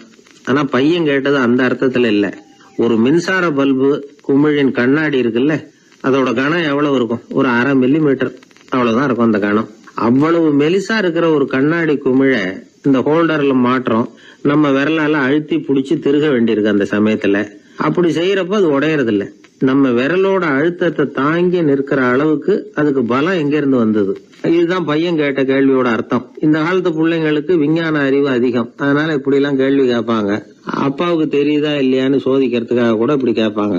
இந்த மாதிரி சோதனைக்கெல்லாம் இந்த காலத்து அப்பாக்கள் தயாரா இருக்கணும். இல்லைன்னா பையன் அலட்சியமா நினைச்சிருவான். மின்சார பல்பு கண்ணாடி மெலிசா இருந்தாலும் நாம அழுத்தி பிடிக்கிறப்போ அது உடையாம இருக்கிறதுக்கு காரணம், நாம இயற்கையோட ஒரு தத்துவத்தை அதுல பயன்படுத்தி இருக்கிறோம். அது என்ன இயற்கையின் தத்துவம்? அதுதான் முட்டை ஓட்டு தத்துவம். இது இயற்கை உருவாக்குன ஒரு தத்துவம். ஆதி காலத்திலேயே இயற்கை இந்த தத்துவத்தை உருவாக்கி விட்டது. அதாவது பறவைகளோட முட்டை ஓடு எப்படி இருக்கு, அதோட கனம் எவ்வளவு இருக்கும்? மின்சார பல்பு மாதிரி தானே, ரொம்ப மெலிசா தான் இருக்கு. பறவைகள் இனவிருத்திக்காக முட்டை போடணும். அந்த முட்டை எப்படி இருக்கணும்? இயற்கை கொஞ்சம் யோசிச்சு பார்த்தது. முட்டை ஓடு ரொம்ப கனமா தடிமனா இருந்தா உள்ள வளர்ற குஞ்சு அதை உடைச்சிக்கிட்டு வெளியில வர முடியாம போயிடும். அதே நேரத்துல அது ரொம்ப மெலிசா இருந்தா தாய் பறவைகள் அது மேல உட்காந்து அடகாக்குறப்போ உடல் எடை தாங்க முடியாம முட்டைகள் உடைஞ்சு போயிடும். என்ன பண்றது? முட்டை பலமாவும் இருக்கணும், பலம் இல்லாமல் இருக்கணும். குஞ்சு அதை உடைச்சிக்கிட்டு வெளியில வரணும். தாயால அது உடையக்கூடாது. ஒரே நேரத்துல உறுதியாகவும் உறுதி இல்லாமலும் முட்டை ஓடு அமையணும்னா அது எப்படி சாத்தியம்? இது கொஞ்சம் குழப்பமாவும் நமக்கு புரியாத மாதிரி இருக்குது இல்ல. அதனாலதான் இதை தத்துவம் அப்படின்னு சொல்றோம். முட்டை ஓட்டு தத்துவம் இயற்கை கண்டுபிடிச்ச ஒரு அபூர்வமான அமைப்பு. அதுதான் முட்டை வடிவம். இது தாய் பறவை சுலபமா முட்டை போடுறதுக்கு ஏற்ற ஒரு வடிவம். முட்டை சதுர வடிவமா இருந்தா அதை போடுறதுக்கு எவ்வளவு கஷ்டம். அப்புறம் அது மேல செலுத்தப்படுகிற அழுத்தம் 4 பக்கமும் பரவி விடுது. அதனால அந்த அழுத்தத்துக்கு பலம் குறைஞ்சிருது. குறிப்பிட்ட சிறு பரப்புல அளவுக்கு அதிகமா விசை செலுத்தப்படுறது இல்ல. அதனால முட்டையோட வடிவம் தான் அந்த உறுதிக்கு காரணம். இது எப்பேற்பட்ட தத்துவம். இதுதான் மின்சார பல்பு செய்யறப்போ நாம காப்பி அடிச்சிருக்கிறோம். பொதுவா வகுப்புல காப்பி அடிச்சாதான் முட்டை போடுறது வழக்கம். நாம முட்டையே காப்பி அடிச்சிருக்கிறோமே, இது எப்பேற்பட்ட காப்பி. ஒரு ஆசிரியர் வகுப்புல பசங்களை பார்த்து ஒரு கேள்வி கேட்டாராம். கோழி முட்டை இடுமா, முட்டை போடுமா அப்படின்னு கேட்டாராம். ஒரு பையன் எந்திரிச்சு பதில் சொல்லியிருக்கிறான். கோழி முட்டை இடும், முட்டை போடாது அப்படின்னு சொல்லியிருக்கான் இவன். ஏன் போடாதுன்னு கேட்டாராம் ஆசிரியர். போட்டா உடஞ்சிரும் சார் அப்படின்னு பையன். ஒரு ஆளு வேகமா நடந்து போய்கிட்டு இருந்தான். அவன் வேகமா நடக்கிறதுக்கு காரணம் வெயில் காலம், காலில் செருப்பு இல்லை, மணல் பாதை, அதுதான் வேகம். காலில் செருப்பும் இல்லாம கையில குடையும் இல்லாம அந்த ஆள் வெயில்ல நடந்து போய்கிட்டு இருக்கிறான். அந்த சமயத்துல இன்னொருத்தன் குதிரை மேலே ஏறி அந்த வழியா வந்துகிட்டு இருக்கிறான். அவன் காலில் செருப்பும் இருந்தது, கையில குடையும் இருந்தது. நடந்து போய்கிட்டு இருந்தவன் அந்த குதிரை ஆசாமியை பார்த்து கேட்டான், ஐயா, நீங்களும் குதிரை மேலே உட்காந்துக்கிட்டு போய்கிட்டு இருக்கிறீங்க, அப்படி இருக்கிறப்போ உங்களுக்கு அந்த செருப்பு என்னத்துக்கு? அதை எனக்கு கொடுத்து உதவலாமே அப்படின்னா. குதிரை மேலே உட்காந்துருந்தவன் யோசனை பண்ணி பார்த்தான். இவன் சொல்கிறது நியாயம்தானே அப்படின்னு சொல்லி தன்னுடைய செருப்பை கழட்டி அந்த வழிப்போக்கனுக்கு கொடுத்துட்டான். ரொம்ப நல்லதுங்க அப்படின்னு சொல்லி இவன் அதை வாங்கி காலில் மாட்டிக்கிட்டான். அதுக்கப்புறம் மறுபடியும் இவன் ஆரம்பித்தான், ஐயா, நீங்கள் குதிரையில் போகிறதுனால போக வேண்டிய இடத்துக்கு வேகமாக போய் சேர்ந்துருவீங்க, அதனால் உங்கள் கையில் அந்த குடை என்னத்துக்கு? நான் நடந்து போயிட்டுருக்கிறவன், ரொம்ப நேரம் நடக்க வேண்டியிருக்கும் இந்த வெயிலில், அதனால் அந்த குடையையும் எனக்கு கொடுங்களேன் அப்படின்னா. குதிரை வீரன் யோசனை பண்ணி பார்த்தான், இதுவும் நியாயம்தானே அப்படின்னு அவனுக்கு தோணுச்சு. உடனே இறக்கப்பட்டு தன் காலில் இருந்த செருப்பை கொடுத்தது மாதிரியே தன் கையில் இருந்த குடையையும் இவங்கிட்ட கொடுத்துட்டான். அதுக்கப்புறம் அவன் நிம்மதியாக புறப்பட்டான். இப்போ மறுபடியும் கை தட்டி அவனை நிறுத்தினான். கீழே நின்றுட்டு இருந்தவன், என்னப்பா, ஏன் என்ன நிறுத்தினேன், இன்னும் ஏதாவது வேணுமா உனக்கு அப்படின்னா குதிரையில் இருந்தவன். இவன் மெதுவாக வாயை திறந்து அந்த குதிரையையும் என்கிட்ட கொடுத்துருங்களேன்னா. அந்த குதிரை வீரன் இப்போ ஒரு கணம் யோசனை பண்ணி பார்த்தான். உடனே என்ன பண்ணான் தெரியுமா? தன்கிட்ட இருந்த குதிரை சவுக்கை எடுத்தான். குதிரை சவுக்கால் அந்த ஆளை வாங்குவாங்கன்னு வீசி தள்ளிவிட்டான். இவ்வளவு சவுக்கடியும் வாங்கிக்கிட்டு இந்த ஆள் என்ன பண்ணான் தெரியுமா? சிரிக்கிறான். அடி வாங்கிட்டு யாராவது சிரிப்பாங்களா? குதிரை வீரனுக்கு ஒன்றும் புரியல. என்னப்பா அது, ஏன் இப்படி அடி வாங்கிட்டு இப்படி சிரிக்கிறியே அப்படின்னு கேட்டான். இப்போ அந்த வழிப்போக்கன் சொல்கிறான், ஐயா, நான் இப்படி சிரிக்கிறதுக்கு காரணம் இருக்கு. இப்படி குதிரை கேட்டு உங்ககிட்ட அடி வாங்கலேன்னு வச்சுக்கோங்க, என் உயிர் உள்ள வரைக்கும் மனசில் ஒரு தவிப்பு இருந்துக்கிட்டே இருக்கும். செருப்பையும் கொடையையும் கேட்ட உடனே கொடுத்தவன் குதிரையையும் கேட்டிருந்தா கொடுத்துருப்பானோ அப்படிங்கிற பேராசையில் ஏங்கிக்கிட்டே இருந்திருப்பேன். இப்போ உங்ககிட்ட அடி வாங்கின பிறகு என்னுடைய அந்த சந்தேகம் தீர்ந்து போச்சு. என்னுடைய ஆசைக்கு எல்லை எது அப்படிங்கிறத எனக்கு புரிஞ்சுட்டுது அப்படின்னு சொல்லிவிட்டு அவன் நடக்க ஆரம்பிச்சிட்டானான். ஆசைக்கும் எல்லை உண்டு அப்படிங்கிறத விளக்கறதுக்காக வாரியார் சுவாமிகள் சொல்கிற கதை இது. இந்த காலத்துலேயும் ஒருத்தன் அது மாதிரி கொடை செருப்போட குதிரையில் போய்கிட்டு இருந்தான். எதிரில் நடந்து வந்தவன், ஐயா, உங்கள் கொடையை எனக்கு கொடுங்களேன்னு கேட்டான். உடனே அவன் குதிரையிலேருந்து கீழே குதிச்சு அவனை சாட்டையால் அடிக்க ஆரம்பிச்சிட்டான். இன்னொருத்தர் அந்த வழியாக வந்தவர் இதை பார்த்தார். ஏன்பா, அவன் கேட்டான், உன்னால் முடியலன்னா இல்லைன்னு சொல்லிட வேண்டியது தானே, அதுக்காக ஏன் இப்படி அவனை போட்டு அடிக்கிறேன்னு கேட்டார். உங்களுக்கு விவரம் புரியாது சார், காலம் ரொம்ப கெட்டு போச்சு.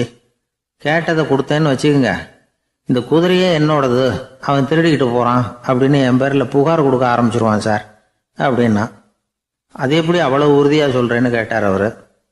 ஏற்கனவே அது மாதிரி ஒருத்தன் பேரில் புகார் கொடுத்துட்டு தான் இந்த குதிரையை நான் தள்ளிட்டு வந்துக்கிட்டு இருக்கிறேன் அப்படின்னார். தேசத்து மேலேயும் தாய்மொழி பேர்லையும் செலுத்துற அன்புக்கு அபிமானம்னு பேர். தேசாபிமானம்னு சொல்றமே இதுதான். ஒரு கணவன் மனைவி பேர்ல காட்டுற அன்புக்கு காதல்னு பேரு. கடவுள் பேர்ல செலுத்துற அன்புக்கு பக்தின்னு பேரு. இப்படி அன்புல பல ரகம் இருக்கிறப்போ அதுல உள்ள வித்தியாசம் தெரியாம இடம் மாத்தி அன்பு காட்டினா இடைஞ்சல் தான். சரி, இந்த அன்பை பத்தி விஞ்ஞானம் என்ன சொல்லுது தெரியுமா? இதயத்தை பாதுகாக்கிறதுக்கு முக்கியமா தேவைப்படுற ஒண்ணு இந்த அன்பு தான் சொல்லுது. நெதர்லாந்து விஞ்ஞானிகள் இதை ஆராய்ச்சி பண்ணியே கண்டுபிடிச்சிருக்கிறாங்க.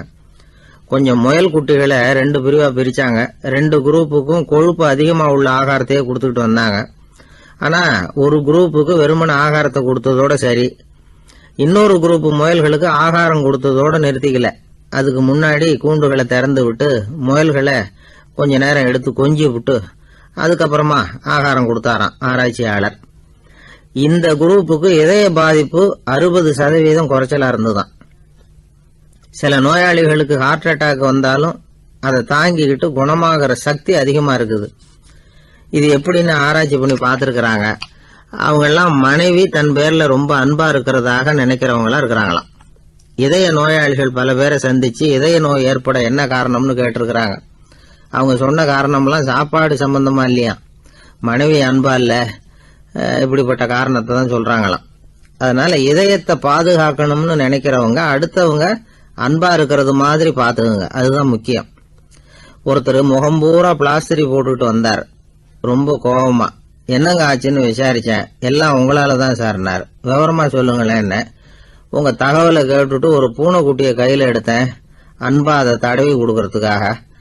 ஆனா அது முந்திக்கிட்டது, அது என் முகத்தை தடவி கொடுத்துட்டுது, முகம் பூரா நகை கீறல், அதுதான் இப்படி அப்படின்னார்.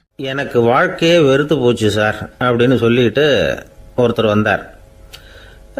வந்து கொஞ்ச நேரம் பேசினதுக்கு அப்புறம் அவர் அப்படி சொல்லியிருந்தா அதில் ஒரு அர்த்தம் இருந்திருக்கும். வர்றதுக்கு முன்னாடியே வாழ்க்கை வெறுத்து போச்சுன்னு சொல்லிட்டு வர்றார். என்ன சார் விஷயம்னு விசாரித்தோம். எங்கள் வீட்டில் தினம் 3 வேளையும் ஒரே மாதிரி சாப்பாடு சார், வித்தியாசமே கிடையாது. இப்படியே 3 மாசமாக சாப்பிட்டுக்கிட்டு இருக்கிறேன். அதை விட பட்டினி கிடந்து செத்துடலாம்னு தோணுது அப்படின்னார். ஒரு பெரியவர் சொன்ன தத்துவத்தை சொல்கிறதுக்கு ஆள் கிடைக்காம தவிச்சுக்கிட்டு இருந்தோம். இப்போ ஒருத்தர் கிடைச்சிட்டார், விட்டுலாமா? உடனே அவரை உட்கார வச்சு சொல்ல ஆரம்பிச்சிட்டோம். அதாவது நாம் அனுபவிக்கிற உணர்வுகளில் களிப்பு, மகிழ்வு, ஆனந்தம், இது 3க்கும் ஒன்றுக்கு ஒன்று வித்தியாசம் உண்டு. மேம்போக்காக பார்க்கறதுக்கு இது 3 ஒன்று மாதிரி தோணும், ஆனால் அது அப்படி இல்லை. களிப்புங்கிறது உடம்பை பொறுத்தது, மகிழ்வுங்கிறது மனசை பொறுத்தது, ஆனந்தம்ங்கிறது ஆன்மாவை பொறுத்தது. இப்படி இந்த 3 வகையான அந்த சுவைப்புகளின் தன்மையும் வேற வேற. இப்போ முதல்ல களிப்புங்கிறத எடுத்துக்குவோம். நம்ம புலன்களுக்கு களிப்பை தரக்கூடிய பொருள்களுக்கு சில விசேஷ குணம் உண்டு. அது எப்படின்னா, சீக்கிரமே சலிப்பை உண்டு பண்ணும். ஒருத்தர் அந்த பொருளை எடுத்துக்கிட்டா அது இன்னொருத்தருக்கு குறைஞ்சிரும். உணவு, உடை, இதெல்லாம் களிப்பை தரக்கூடிய பொருள்கள். இப்போ உதாரணத்துக்கு, ஒரு சாப்பாட்டு மேசையில் ஒரு பாத்திரத்தில் 10 இட்லி இருக்குது. அதில் ஒரு 2 இட்லியை நம்ம தட்டில் எடுத்து வச்சு சாப்பிட்றோம். நாம் சாப்பிட்ட அந்த இட்லி நிச்சயமாக எதிரில் உட்காந்துருக்கிறவருக்கு இல்லை, அவருக்கு உபயோகப்படாது.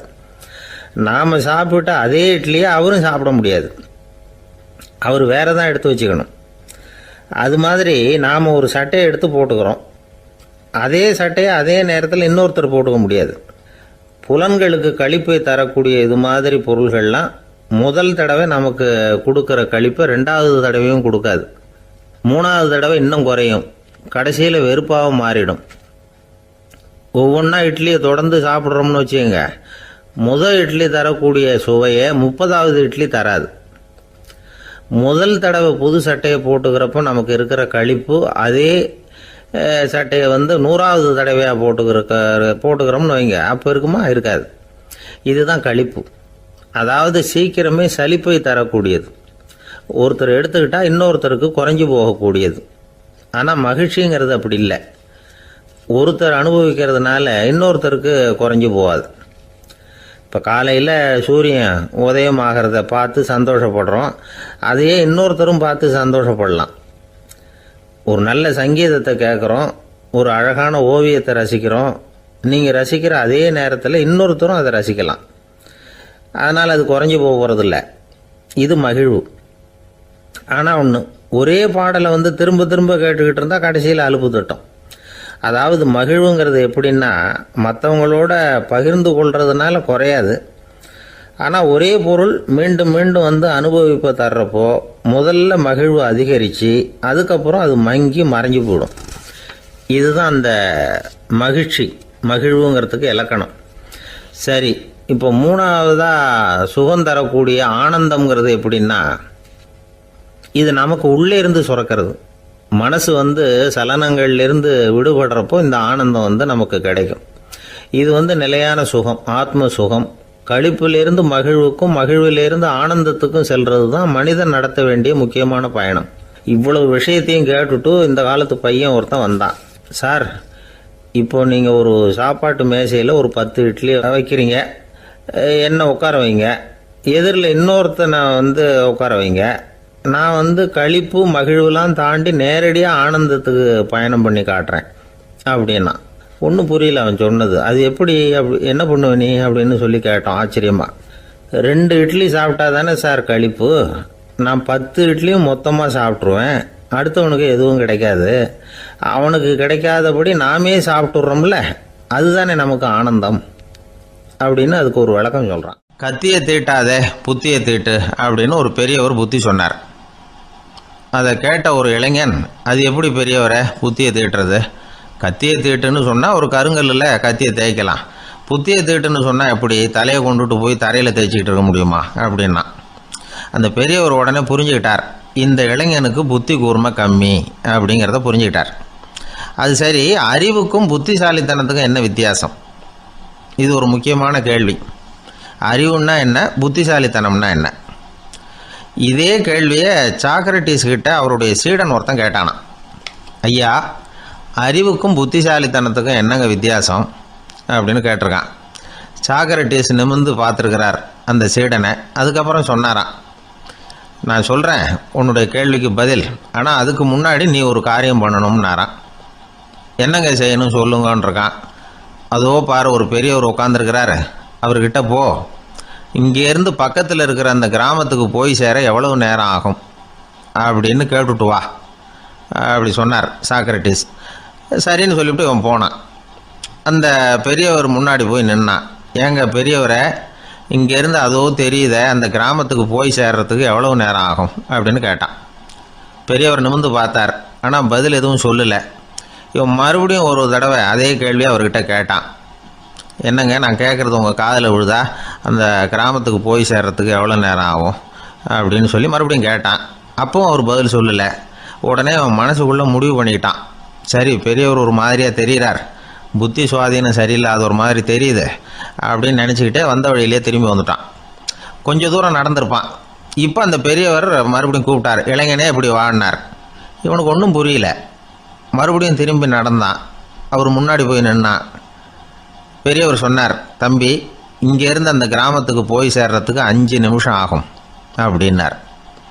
இப்போ அந்த இளைஞன் அந்த முதியவரை ஒரு மாதிரியாக பார்க்க ஆரம்பித்தான். அதுக்கப்புறம் கொஞ்சம் யோசித்தான்.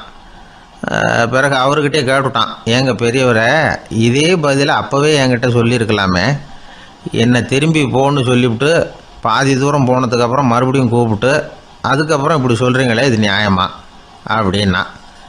பெரியவர் சிரித்தார்.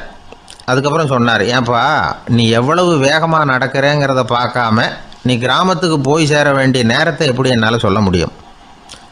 அதனால தான் உன்னை கொஞ்சம் தூரம் நடக்க விட்டு உன்னுடைய நடையின் வேகம், அந்த கிராமம் இருக்கிற தூரம் ரெண்டையும் கணக்கு போட்டு அதுக்கப்புறம் நேரத்தை சொன்னேன்னார். சீடன் வந்து தலை குனிந்தான். அப்படியே திரும்பி வந்து சாக்ரட்டிஸ் முன்னாடி நின்னான். சாக்ரட்டிஸ் இப்போ சொல்கிறார், தம்பி, அதுக்கு பேர் தான் புத்திசாலித்தனம்.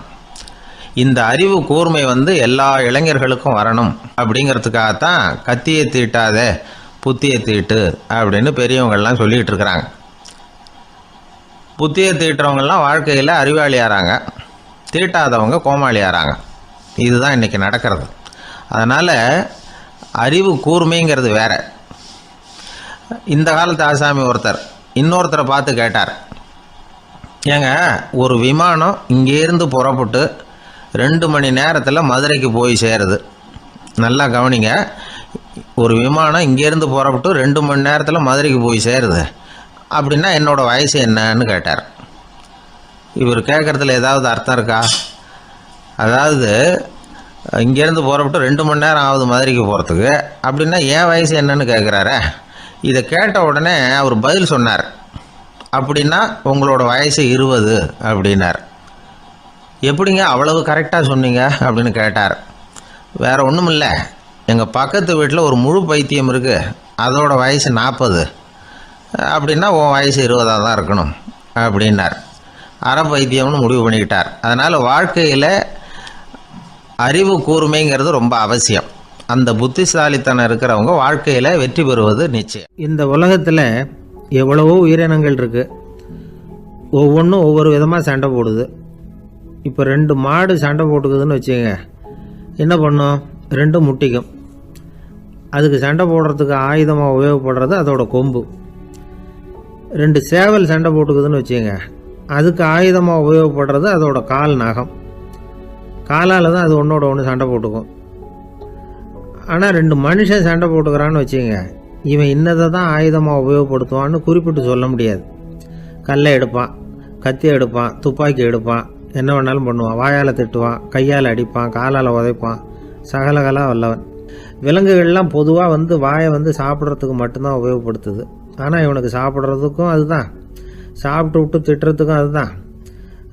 ஆனால் ஒரு விஷயத்தில் மட்டும் கெட்டிக்காரன். அதாவது நாம் சண்டை போட்டுக்கிட்டாலும் பரவாயில்லை, கோழிகள் சண்டை போடாமல் இருக்கணும் அப்படின்னு ஆசைப்படுறான். எதுக்காக? கோழிகள் சண்டை போடாமல் இருந்தால் நிறைய முட்டைகள் போடுமா, அதுக்காக தான் இந்த அக்கறை.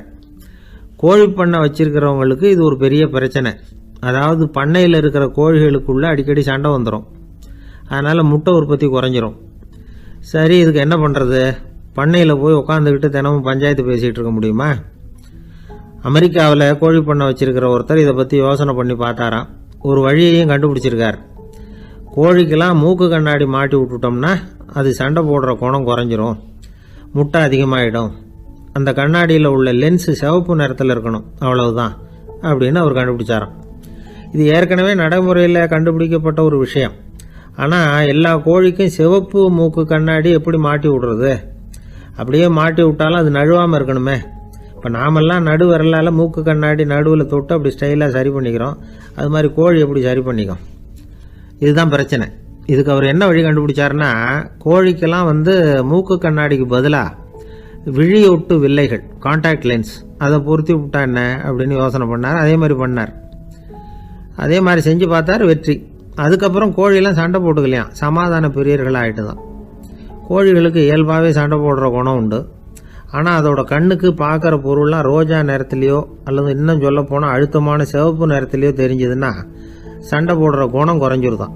அந்த சமயத்தில் அது அதிகமாகவும் முட்டையிட ஆரம்பிச்சுடுதான். அதே நேரத்தில் இறை எடுக்கிறத கூட குறைச்சிக்குதான். இது ஏன் இப்படி பண்ணுதுங்கிறது விஞ்ஞானிகளுக்கு இன்னமும் புரியலையா. எப்படியோ அமெரிக்க கோழிகள்லாம் கான்டாக்ட் லென்ஸ் பொருத்திக்க ஆரம்பித்தாச்சு. கோழி கழுத்தை பிடிச்சிக்கிட்டு ஒரு சில வினாடிகளில் அதை பொருத்தி போடுறாங்களாம். கோழியோட ஆயுள் பூரா அது அப்படியே இருக்குமா. பண்ணையில் முட்டை உற்பத்தி குறைஞ்சா இது மாதிரி விஞ்ஞானபூர்வமாக பரிகாரம் தேடுறது தான் நல்லது. நமக்கு வேண்டியப்பட்ட ஒருத்தர், அவர் ஒரு கோழி பண்ணை வச்சுருந்தார். அந்த பண்ணையில் பாதி கோழி திடீர்னு செத்து போச்சு. உடனே ஒரு கால்நடை மருத்துவர்கிட்ட போக வேண்டியது தானே. அங்கே போகல, உள்ளூரில் மந்திரம் பண்ணிகிட்டு இருந்த ஒரு சாமியார்கிட்ட போனார். அவர் காலில் விழுந்தார். சாமி, என் பண்ணையில் பாதி கோழி செத்து போட்டுதுன்னார். சாமியார் யோசனை பண்ணார். சரி, பண்ணையில் வாசப்படி கிழக்கு பக்கமாக வச்சுருக்கியா மேற்கு பக்கமாக வச்சுருக்கியான்னு கேட்டார். கிழக்கு பக்கமாக இருக்குன்னார் அவர். அதுதான் தப்பு, மேற்கு பக்கமாக அதை மாற்று சரியாக போடும்னாராம். அதே போல் இவர் போய் மாற்றிவிட்டார். அப்பவும் பாதி செத்து போச்சு. மறுபடியும் சொன்னார், சாமி மறுபடியும் பாதி கோழி செத்து போட்டுதேன்னார். சரி, கூரை எப்படி போட்டிருக்க, ஓடு போட்டிருக்கியா இல்லை கீத்து போட்டிருக்கியான்னார். ஓடு போட்டிருக்கேன்னாராம் அவர். அதுதான் தப்பு, அதை கீத்து போட்டுரு சரியாக போடும்னாராம். சரின்னு போய் அதையும் மாற்றி பார்த்தார். மறுபடியும் போயிட்டுது, கோழி செத்து போச்சு. வந்தார், மறுபடியும் பாதி செத்து போச்சு சாமின்னு வந்தார். இவரும் யோசனையை மாற்றி மாற்றி சொல்லிகிட்டே இருக்கிறார். இப்படி அவரும் மாற்றி மாற்றி பார்த்தார். 6வது தடவையாக அவரை தேடிட்டு வந்தார். அந்த சமயத்தில் இவர் ரொம்ப தீவிரமாக யோசனை பண்ணி பார்த்துட்டு, அது சரிப்பா, நீ என்கிட்ட சளைக்காமல் வந்துக்கிட்டு இருக்கிற, நானும் யோசனை சொல்லிகிட்டு இருக்கேன். இப்போவும் உங்ககிட்ட சொல்கிறதுக்கு என்கிட்ட யோசனை நிறையா இருக்குது, ஆனால் சோதிக்கிறதுக்கு உங்ககிட்ட கோழி இல்லையே, என்ன பண்ணுறது அப்படின்னாராம் இவர். ஒருத்தர் அவசரமாக போய்கிட்டு இருந்தார். எங்கே போய்கிட்டு இருக்கீங்க அப்படின்னு கேட்டார் ஒரு பெரியவர். கடைக்கு போகிறேன் சார், சாமான் வாங்கிறதுக்கு அப்படின்னார். அங்கே போகிறதுக்கு முன்னாடி தெரிஞ்சிக்க வேண்டியதெல்லாம் தெரிஞ்சுக்கிட்டீங்களா அப்படின்னு கேட்டார் பெரியவர். கடைக்கு போய் காசை கொடுத்து ஒரு பொருளை வாங்கிட்டு வரப்போகிறோம், இதில் தெரிஞ்சிக்க வேண்டியது என்ன இருக்குது அப்படின்னார் அலட்சியமாக. இப்போ அந்த பெரியவர் பேச ஆரம்பித்தார். இந்த உலகத்தில் எந்த ஒரு செயலில் இறங்குறப்பவும் நாம் நல்லா ஆலோசனை பண்ண வேண்டிய விஷயம் 5 அப்படின்னார். உதாரணமாக, ஒருத்தன் கடைக்கு போய் ஏதோ ஒரு பொருளை வாங்கிட்டு வர போகிறான்னு வச்சுக்கோங்களேன். அப்போ கூட அவன் 5 விஷயங்களை பற்றி தெரிஞ்சுக்க வேண்டியிருக்குது அப்படிங்கிறார் அவர். முதல்ல அந்த பொருள் எப்படிப்பட்டது அப்படிங்கிறத தெரிஞ்சுக்கணும். 2வதாக தன்னை பற்றியும் தெரிஞ்சுக்கணும். அப்போ தான் அந்த பொருள் தனக்கு தேவையா இல்லையா அப்படிங்கிறத புரிஞ்சுக்க முடியும். 3வதாக தெரிஞ்சுக்க வேண்டியது ஒன்று இருக்குது. அது என்னன்னா, அந்த பொருளை அடையறதுக்கு வழி என்ன அப்படிங்கிறது தெரிஞ்சுக்கணும். அதாவது எவ்வளவு பணம் கொடுத்தா அது கிடைக்கும், இது மாதிரியான விஷயங்கள். 4வதாக அந்த பொருளை அடையிறது மூலமாக நாம் அடையக்கூடிய பயன் என்ன அப்படிங்கிறதையும் உணரணும். அஞ்சாவது, அந்த பொருளை அடையிறதுல இருக்கக்கூடிய தடை எது அப்படிங்கிறதையும் நாம் தெரிஞ்சுக்கணும். பெரியவர் பேசுறது ஏதோ தத்துவம் மாதிரி தெரியுது இல்லையா? தத்துவம் தான். அதாவது இப்படி உலகியல் வாழ்க்கையில் சின்ன சின்ன விஷயங்கள்லேயே நாம் 5 விஷயங்களை தெரிஞ்சுக்க வேண்டி இருக்குது. அது ரொம்ப அவசியமாக இருக்குது. பேரின்ப நிலைன்னு சொல்கிறாங்கல்ல, அது மாதிரி பெரிய சமாச்சாரங்கள்லேயும் இந்த 5 விஷயங்களை நாம் தெரிஞ்சுக்க வேண்டியிருக்குது. அதுக்கு பேர் என்னன்னா அர்த்த பஞ்சகம். வைணவ சமயத்தில் அர்த்த பஞ்சகம்ங்கிறது ரொம்ப பெரிய விஷயம். கடைக்கு போகிறது மாதிரி கடவுளை பார்க்க போகிறப்போ நாம் 5 விஷயங்களை தெரிஞ்சுக்கணுமா. முதல்ல பரம்பொருள் அப்படிங்கிறது என்ன, அதோட தன்மைகள் என்ன, இதை தெரிஞ்சுக்கணும். இதுக்கு பேர் என்னன்னா பரமாத்ம ஸ்வரூபம் அப்படின்னு பேர். ரெண்டாவது, நாம யாரு, நம்மோட தன்மை என்ன அப்படிங்கிறத தெரிஞ்சுக்கணும். நான் யாருன்னு எனக்கே தெரியலங்கிறப்போ இதை நான் சொல்றேன்னு இது என்னுடையதுன்னு சொல்றது தப்பு தானே. அப்புறம் மூணாவது விஷயம், பரம்பொருளை நாம் அடையறதுக்கு வழி எது, இதை தெரிஞ்சுக்கணும். இது உபாய ஸ்வரூபம் அப்படின்னு பேர். நாலாவது விஷயம், நாம் அடைய வேண்டிய பயன்கள் என்ன அப்படிங்கிறத தெரிஞ்சுக்கிறது. இதுக்கு புருஷார்த்தம் அப்படின்னு பேர். அஞ்சாவது, அந்த பயனை அடைய விடாமல் தடுக்கிற தடைகள் யாவை அப்படிங்கிறத தெரிஞ்சுக்கிறது. இது விரோதி ஸ்வரூபம். இதைத்தான் தடையியல் அப்படின்னு சொல்றாங்க. அதாவது பரமாத்மாவை பற்றிய அறிவு, ஜீவாத்மாவை பற்றிய அறிவு, உபாயம் பற்றிய அறிவு, புருஷார்த்தம் பற்றிய அறிவு, இந்த 4 அறிவுக்கும் எதிரடையா, அதாவது அதையெல்லாம் தப்பா புரிஞ்சுக்கிறதால உண்டாகக்கூடிய அறிவு விரோதி ஸ்வரூபம். என்ன இது தகவல்ல ஏதாவது கதை சொல்லுவீங்கன்னு பார்த்தா ஏதோ தத்துவம் பேசிக்கிட்டு இருக்கிறீங்களே அப்படின்னு நினைக்கலாம். இதுவும் தெரிஞ்சுக்க வேண்டிய ஒரு பெரிய விஷயம்தான். காதில் போட்டு வச்சா எப்போவாவது உபயோகப்படும். என்னுடைய நண்பர் ஒருத்தர் ஒரு நாள் என்கிட்ட சொன்னார், சார் அடுத்த மாதம் தஞ்சாவூரில் ஒரு கல்யாணம், போகிறதா வேண்டாமா அப்படின்னு ஒரே குழப்பமா இருக்கு அப்படின்னார். நான் உடனே இந்த அர்த்த பஞ்சக உபதேசம் பண்ண ஆரம்பித்தேன். அவர் எல்லாத்தையும் பொறுமையாக கேட்டுவிட்டு, சரி சார் நான் போகிறதுன்னு முடிவு பண்ணிவிட்டேன்னார். எப்படி இந்த முடிவுக்கு வந்தீங்க அப்படின்னு கேட்டேன். அவர் சொன்னார், சார் அந்த 2வது பாயிண்ட் ஒன்று சொன்னீங்களே, அதை புரிஞ்சுக்கிட்டதுக்கு அப்புறம்தான் இந்த முடிவுக்கு வந்தேன் அப்படின்னார். என்ன 2வது பாயிண்ட்டுன்னு? அதாவது தன்னை பற்றி புரிஞ்சுக்கணும் அப்படின்னு சொன்னீங்க. உடனே என்னை பற்றி புரிஞ்சுக்கிட்டேன், நான் யாருங்கிறது எனக்கு தெரிஞ்சுது, உடனே போகிறது தான் நல்லதுன்னு முடிவு பண்ணிவிட்டேன்னார். நீங்கள் யாருன்னு கேட்டேன். நான் தான் சார் அந்த கல்யாணத்தில் தாலி கட்ட வேண்டிய மாப்பிள்ளை அப்படின்னார். உழைப்பும் நேர்மையும் உயர்வதற்கு வழிகள். அதை விட்டுட்டு உட்கார்ந்த இடத்துல இருந்துகிட்டே உயர போகணும் அப்படின்னு கற்பனை பண்றாங்க. அந்த கற்பனையிலேயே பாதி வாழ்க்கை ஓடி போடுது. உழைப்புங்கிற வழியையும் நேர்மைங்கிற வழியையும் ஒதுக்கி விட்டு குறுக்கு வழியில ஓட நினைக்கிறவங்க குப்புற விழுந்துடுறாங்க. எந்த தொழிலை நாம செய்தாலும் சரி, அந்த தொழிலுக்குரிய பெருமையை நாம புரிஞ்சுக்கிட்டு அதுல ஈடுபடணும். அப்படி இல்லாம என்ன சார் பொழப்புது, இந்த தொழிலை மனுஷன் செய்வானா அப்படி புலம்பிக்கிட்டு இந்த தொழிலையே செஞ்சுக்கிட்டு இருக்கிறவங்க நம்மள பல பேர் உண்டு. செய்யும் தொழிலே தெய்வம் அப்படின்னு சொல்றாங்கல்ல, அப்படி சொல்றது எதுக்காக? அந்த அளவுக்கு அதுல ஒரு ஈடுபாடு வேணுங்கிறதுக்காகத்தான். ஒரு பெரிய மலைப்பகுதி, அந்த மலை அடிவாரத்துல ஒரு சிற்பி உட்காந்து ஒரு சிலையை வடிச்சுக்கிட்டு இருக்கிறான். கையில ஒரு சின்ன உளிய வச்சுக்கிட்டு ஒரு பெரிய கருங்கல் பாறையை கொஞ்சம் கொஞ்சமா உடைச்சுக்கிட்டு இருக்கான். ஒரு சிற்பத்தை வடிக்கிறதுங்கிறது அவ்வளவு உன்னதமான ஒரு தொழிலா? எல்லாராலையும் முடியுமா அது? அப்படி இருந்தும் அந்த சிற்பிக்கு மன நிறைவில்லை. அவன் நினைக்கிறான், இந்த கடுமையான வெயில்ல உட்கார்ந்து வேலை செய்யறது எவ்வளவு கஷ்டம். நாம ஒரு சிற்பியா இருக்கிறதுனால தானே சூரியன் கடுமையான வெப்ப கதிர்களை நம்ம மேல வீசுறான். நாமளே அந்த சூரியனா இருந்துட்டா இந்த கஷ்டம் இருக்காத. நம்மளை கஷ்டப்படுத்துறவன் நம்மளோட வலிமை உள்ளவன், அதனால நாம அவனா மாறி விடுறதுதான் நல்லது அப்படின்னு அந்த சிற்பி யோசனை பண்ணான். அவன் எண்ணம் உடனே நிறைவேறிட்டுது. இயற்கைங்கிற மாபெரும் சக்தி அவனை ஒரு சூரியனா மாத்தி விட்டது. சிற்பி இப்போ ஒரு சூரியனா மாறினான். இனிமே இந்த உலகத்துல நம்மளோட வலிமை உள்ளவன் வேற யாரும் கிடையாது அப்படின்னு நினைக்க ஆரம்பிச்சுட்டான். அவனுக்கு மகிழ்ச்சியா இருந்தது. அந்த மகிழ்ச்சி அதிக நேரம் நீடிக்கல. ஏன்னா கொஞ்ச நேரத்துல ஆகாயத்துல கரிய மழை மேகங்கள் அப்படியே சூழ்ந்து வந்தது. சூழ்ந்து வந்த மேகங்கள் சூரியனை மறைக்க ஆரம்பிச்சது. இப்போ சூரியனா இருந்த அந்த சிற்பி நினைச்சு பாக்குறான், என்ன இது என்னையே இந்த மேகம் மூடி மறைக்குதுன்னா அது என்னை விட பெரிய ஆளாதான் இருக்கணும். அதனால இனிமே நாம சூரியனா இருக்கக்கூடாது, நாம மேகமா தான் இருக்கணும், அதுதான் கௌரவம் அப்படின்னு நினைக்க ஆரம்பிச்சிட்டான். இப்பவும் பாருங்க, இயற்கை அவனுடைய ஆசையை நிறைவேற்றி வச்சது. சூரியனா இருந்த சிற்பி மேகமா மாறினான். வான வீதியில அப்படியே உல்லாசமா வர ஆரம்பிச்சான். அந்த உல்லாசமும் அதிக நேரம் நீடிக்கல. எதிரில் பார்த்தா பிரம்மாண்டமான மலைகள் வழியை அடைச்சிட்டு நிக்குது. வேகமா வந்த மேகம் மலையில மோதிக்கிட்டுது. அந்த மலையை தாண்டி அப்பால செல்ல முடியல. இப்போ அந்த மேகம் நினைக்குது, நாம எந்த தடையும் இல்லாம அந்த இடத்துல மிதந்து வர்றோம், நம்மையே போக விடாம தடுக்குதுன்னா அந்த மலைக்கு எப்பேற்பட்ட வலிமை இருக்கணும். இனிமேலும் நாம மேகமா இருந்து பிரயோஜனம் இல்லை, இருந்தா மலையா இருக்கணும், அதுதான் பெருமை அப்படின்னு நினைக்க ஆரம்பிச்சான். இப்பவும் பாருங்க, இயற்கை அவனுடைய ஆசையை நிறைவேற்றி வச்சது. மேகமா இருந்த சிற்பி மலையா மாறினான். பெரிய மலை பூமிக்கும் வானத்துக்குமா நின்றுகிட்டு இருக்கு. இனிமே நமக்கு எந்த கவலை இல்லை அப்படின்னு நினைச்சது அந்த மலை.